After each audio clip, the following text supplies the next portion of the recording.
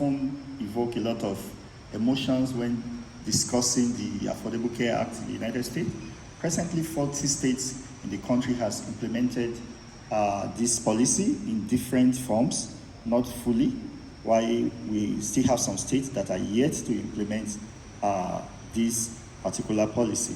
And a major reason for the kind of emotions that the Affordable Care Act usually evoke in the United States is as a result of the fact that the Americans usually do not want government to be involved in their health care. So they are more, especially some particular political groups believes that government has no responsibility, no hands in policies that has to do with health care. However, despite the opposition to the Affordable Care Act, in states where this policy has been implemented, it has led to significantly earlier prenatal care access for women and better maternal outcomes. Also, it has led to better surgical care and surgery outcome in some selected surgery disciplines. It has also led to some improved quality of life and overall well-being and reduction in cost, and also Medicaid expansion, having led to expansion of healthcare to minority groups, has been shown to reduce significant morbidity and mortality. In the present study, our aim is to examine if there is an impact of the implementation of the Affordable Care Act in Maryland among women who are women with gestational diabetes mellitus. To do this, we actually conducted a retrospective analysis, and we utilized these two databases. We used the Maryland State Inpatient Data Set, and also in the second arm of the study, we used the United States Vital Statistic Records for the state of Maryland, which is a state that has implemented the Affordable Care Act, and Georgia, which is another state, which we call a non-expansion state, because this particular state is yet to implement the Affordable Care Act as at 2023. Our outcomes include cesarean section rate, a low AVGA score, which we define as a 5-minute AVGA score that is less than 7, neonatal intensive care unit admissions, assisted ventilation for more than 7 hours post-deliveries.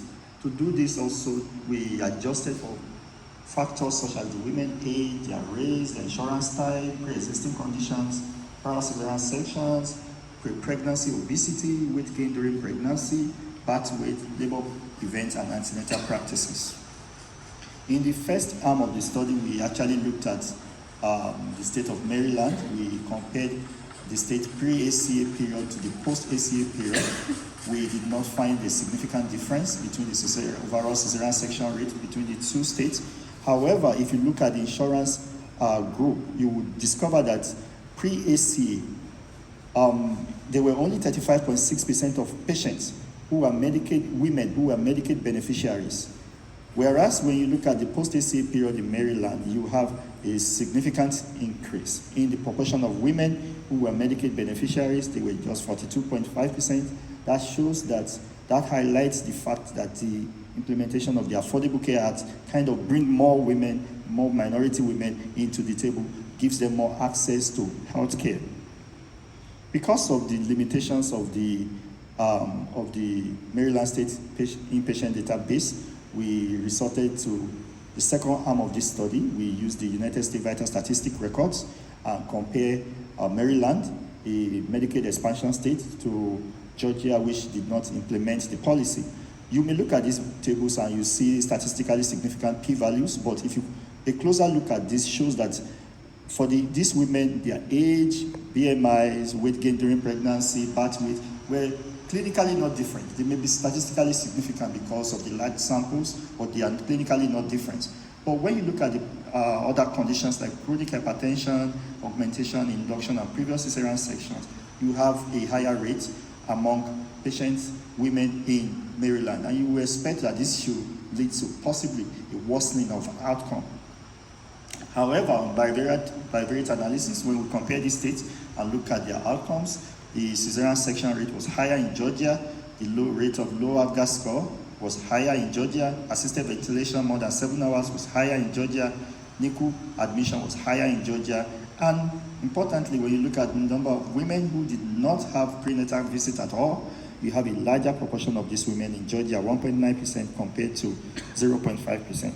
Of course, it's difficult to make any concrete conclusions from this unless we do a multivariate analysis, which we actually did here and adjusted for the same covariate I've earlier stated. If you look at the state of Maryland, Maryland had about 4% less likelihood of women in Maryland with GDM has about 4% less likelihood of experiencing a cesarean section. But when you look at the confidence intervals, you discover that these differences were not statistically significant. However, looking at the rate of low AVGA score, the women in Maryland with GDM were about 26% less likely to experience, to have babies with low AVGA score. They were about 21% less likely to have babies that will require assisted ventilation more than 7 hours after deliveries, and they were about 24% less likely to have babies who will need neonatal intensive care units. As expected, we found out that the prenatal care was a significant determinant of improved outcomes, especially when it comes to babies having low AVGA score and also neonatal intensive care units, as women with prenatal care were 50% less likely to have low AVGA score, have babies with low AVGA score, and they were about 38% less likely to have babies that will require a neonatal intensive care unit. But if you look at the highlighted regions, you look at Black patients, overall, across the two states, Black patients were having 21% more likely to have cesarean section, they were less likely to have babies with assisted ventilation.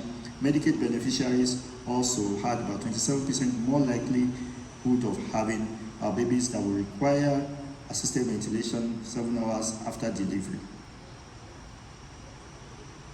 We have some limitations in this particular study. One of it is the fact that this is not a difference in difference analysis. And secondly, in the retrospective study design, it's difficult for you to be able to account, to interpret your findings as causality. We cannot say this, we can only state that these are associations, and then we do not have a detailed medical histories of these women and provider practices that could have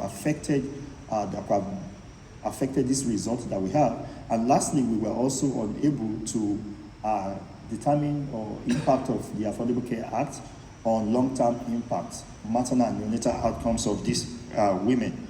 So in this future study, we have actually reached out to the CDC to request for the restricted data files that will allow us to do a difference in difference analysis. A difference in difference analysis will give us the opportunity to compare Georgia and Maryland pre-ACA, post-ACA, and then we will be able to say if the differences that we are finding between these two states are as a result of the implementation of the policy or because of some other nuances that we have not accounted for.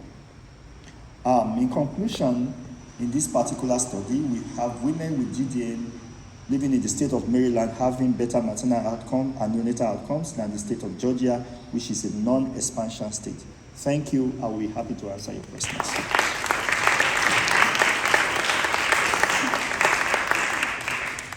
Thank you for your clear presentation as well. I hope it convinces the politics as well. Yeah. Any question from the audience? Time for one question? No, not for now at least. I think she is. There's one question. Yeah, perfect.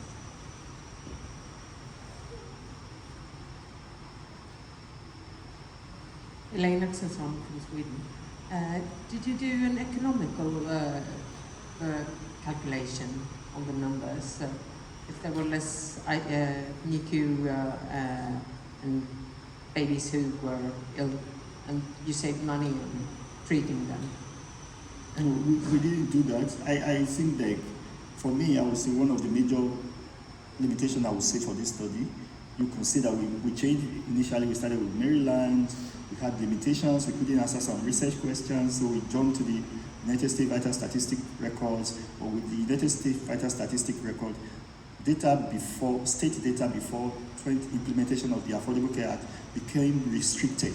So for me, I feel that if we had been able to do a difference in difference analysis, it may be able to also answer your questions, and we can then categorically say whether these differences that we're finding is as a result of implementation of the Affordable Care Act or not. So for now, we actually cannot raise our hand and say, oh, the Affordable Care Act is responsible for the improvement in maternal and neonatal outcomes.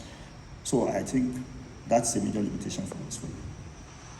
Thank you. Thank you.